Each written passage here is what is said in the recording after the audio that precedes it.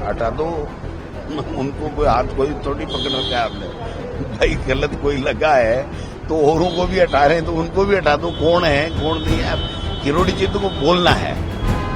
दो शख्स तो बोलने के लिए ही पैदा हुए हैं, करने के लिए तो हम सब बाकी सब लोग हैं। भाई आप कुंडली मार के बैठ जाओ कि हम तो चुनाव नहीं कराएंगे, जब सारे चुनाव हो जाएंगे उसके बाद में कराएं, तो ये वन स्टेट वन इलेक्शन नहीं है। क्या देश के चुनाव भी ऐसे ही कराना चाहते हैं? क्या इसी तरीके से कराना चाहते हैं कि चुनाव कराओ हिम्मत राष्ट्रपति शासन लगा दो और जब लास्ट का कोई चुनाव हो उसके साथ में सारे चुनाव करा दो? जब महाराष्ट्र और हरियाणा का दो स्टेट का एक साथ ये चुनाव नहीं करा सकते तो क्या देश का क्या चुनाव कराएंगे? और अब जो इस देश की प्रीमियर संस्थाएं हैं उनके ऊपर भारतीय जनता पार्टी ने और आरएसएस ने कब्जा करके अपनी मनमर्जी से उनको चलाना चाहते हैं।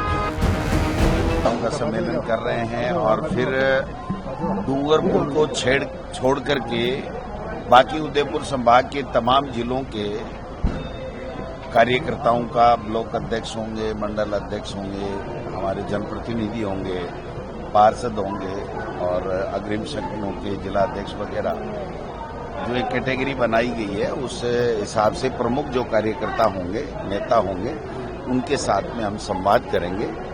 और जो वर्तमान में राजस्थान में की सरकार बनने के बाद में जो परिस्थितियां पैदा हुई हैं, जिस प्रकार से कोई काम हो नहीं रहे हैं, सबको परेशान किया जा रहा है, एजेंसियों का दुरुपयोग आम बात हो गई है और उसके बाद में 1.5 साल से न रोजगार है, न चिकित्सा की व्यवस्था है, न लॉ एंड ऑर्डर है, न चुनाव है पंचायत राज के, न नगर निकाय के चुनाव है, न कोई पूछने वाला है, न जनता की कोई सुनने वाला है।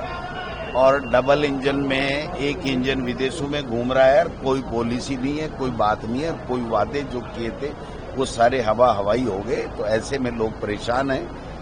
तो हम लोग कार्यकर्ताओं की मीटिंग लेकर के यही आह्वान करने वाले हैं। आज हमारे प्रभारी जी आदरणीय सुरजिंदर रंधावा साहब रात को आ गए थे।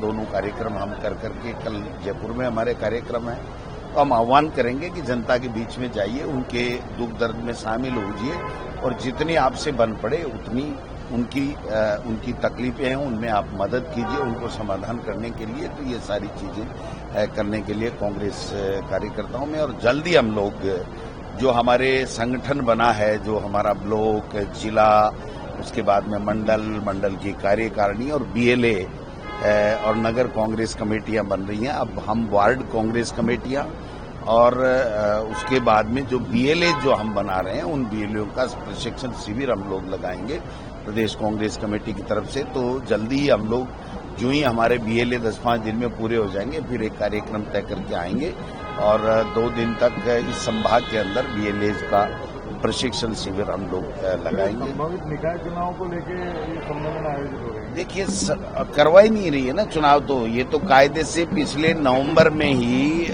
जब कार्यकाल पूरा हो गया था तो नगर निकाय के चुनाव कराने चाहिए थे। 12 महीने से ज्यादा मैं समझता हूं कि प्रशासक लगा करके बैठना ये संविधान का उल्लंघन है, कानून का उल्लंघन है।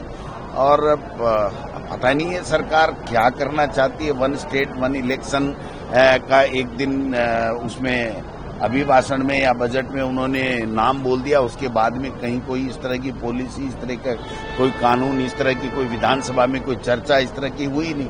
भाई आप कुंडली मार के बैठ जाओ कि हम तो चुनाव नहीं कराएंगे, जब सारे चुनाव हो जाएंगे उसके बाद में कराएं, तो ये वन स्टेट वन इलेक्शन नहीं है। क्या देश के चुनाव भी ऐसे ही कराना चाहते हैं? वन नेशन वन इलेक्शन की जो बात कर रहे हैं, क्या इसी तरीके से कराना चाहते हैं कि चुनाव कराओ हिम्मत राष्ट्रपति शासन लगा दो और जब लास्ट का कोई चुनाव हो उसके साथ में सारे चुनाव करा दो? जब महाराष्ट्र और हरियाणा का दो स्टेट का एक साथ ये चुनाव नहीं करा सकते तो क्या देश का क्या चुनाव कराएंगे? और अब तो हद ही हो गई जब वोटर लिस्ट को लेकर के पूरे देश का मतदाता चिंतित हो गया, सभी विपक्षी पार्टियां चिंतित हो गई कि वोटर लिस्ट में भी घपला करने की बातें सामने आ रही हैं। तो मैं समझता हूं कि ये एक तरीके से सारी संस्थाएं जो इस देश की प्रीमियर संस्थाएं हैं उनके ऊपर भारतीय जनता पार्टी ने और आरएसएस ने कब्जा करके अपनी मनमर्जी से उनको चलाना चाहते हैं। ये देश के लिए खतरनाक है, ये लोकतंत्र के लिए खतरनाक है। ये सारी चीजें हम लोग करेंगे। हटा दो, उनको कोई हाथ कोई थोड़ी पकड़ रखा है हमने। भाई गलत कोई लगा है तो औरों को भी हटा रहे हैं तो उनको भी हटा दो। कौन है कौन नहीं है, अब किरोड़ी जी को बोलना है। दो शख्स तो बोलने के लिए ही पैदा हुए हैं, करने के लिए तो हम सब बाकी सब लोग हैं। दो उनको बोलने की छूट दे रखी है सब। वो कौन से शख्स? आप सबको पता है, ठीक है। वो कह रहे हैं कि मैं डॉक्टर हूँ, ऑपरेशन कर लूंगा। हैं? वो कह रहे हैं कि मैं डॉक्टर हूँ, ऑपरेशन कर लूंगा। अभी तक तो भजनलाल जी के लिए लगे हुए हैं, कर नहीं पाए। देखते हैं कब कर पाएंगे। देरी हो रही है, इसमें क्या लगता है? कांग्रेस और बीजेपी के फायदे की बात नहीं है, ये संविधान का उल्लंघन है, ये प्रजातंत्र का मखौल है। आप बताओ कि भरतपुर का जिला प्रमुख 1.5 साल से क्यों नहीं बना, क्यों जाकर के खुद सरकार जाकर के कोर्ट में स्टे लेकर के आ रही है। गंगानगर के जिला प्रमुख का चुनाव 12 महीने से क्यों नहीं बन रहा है। बार बार चुनाव करवाने के लिए जब चुनाव आयोग देता है, राज्य निर्वाचन आयोग, तो उसको जाकर के स्टे ले आके कभी किसी बीजेपी के मेंबर का इस्तीफा दिला के उस बहाने ले आते हैं, कभी किसी बहाने ले आते हैं। तो ये चुनाव क्यों नहीं करवा रहे। कल परसों आपने वहां पर देखा सरदार शहर में अविश्वास प्रस्ताव की डेट आ गई और उसके बाद में एडीएम को कह दिया कि आप हॉस्पिटल में जाके भर्ती हो जाओ। तो ये आप सब लोगों को, हम सब लोगों को सोचना पड़ेगा कि ये इस तरीके से प्रजातंत्र लोकतंत्र को खत्म करना जा रहे हैं, संविधान को मानते नहीं। इनकी मर्जी आएगी तब तो करेंगे और मर्जी आए तब नहीं करेंगे। तो फिर कानून कुछ भी नहीं है, संविधान कुछ भी नहीं है, तो फिर बीजेपी क्या है।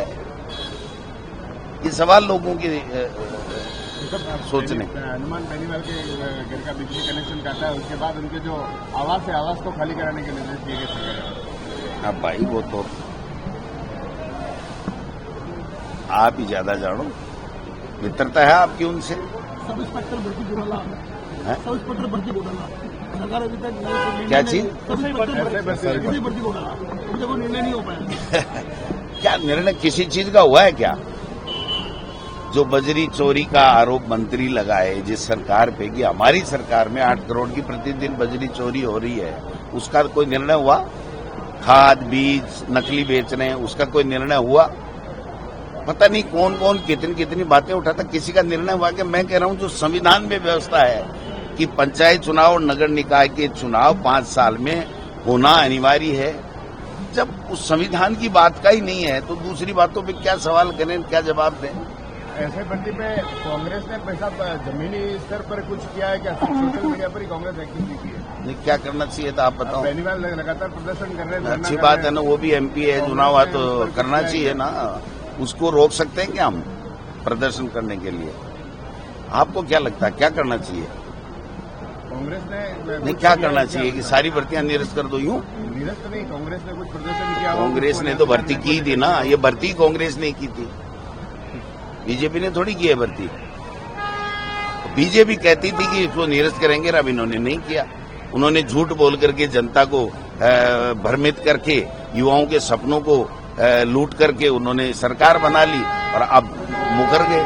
तो उनको जवाब देना चाहिए ना, हम काहे का जवाब दें? बताओ, हमने तो भर्ती की थी, हमने रीट की 60,000 की भर्ती की थी, हमने एसआई की भर्ती की थी। इन्होंने झूठ बोला था कि ये भर्तियां निरस्त होनी चाहिए और बच्चों के साथ में अन्याय हो गया है और हमारी सरकार आते ही हम भर्तियों को निरस्त कर देंगे। तो न तो नहीं करा पा रहे हैं, न वो निरस्त करा पा रहे हैं, तो फिर कर क्या रहे हैं बताओ आप? तो गहलोत साहब ने कुछ दिन पहले कहा था कि पता नहीं, तो मैं तो क्या देख सकता हूँ, उन जितना मैं तो मेरे पास अनुभव है, उन्होंने कोई इनपुट मिला होगा तो कहा होगा। अब मैं उस पर क्या टिप्पणी करूँ आप बताओ? मैं तो कहता हूँ ये 5 साल सरकार चलेगी और लोगों को तकलीफें होंगी, क्योंकि इनके पास न कोई निर्णय करने की क्षमता है, न इनका विजन है, न इनके पास में कोई योजनाएं हैं। केवल और केवल भ्रमित करना, भ्रमण करना, थोते भाषण देना, झूठ बोलना, ये इनकी एक तरीके से पूरी पॉलिसी बन गई है जो जनता के लिए दुखदायी है। कर्नाटक में धड़ल्ले से एकदम बुलेट ट्रेन की तरह चल रही है, मजे से दोबारा और बनेगी।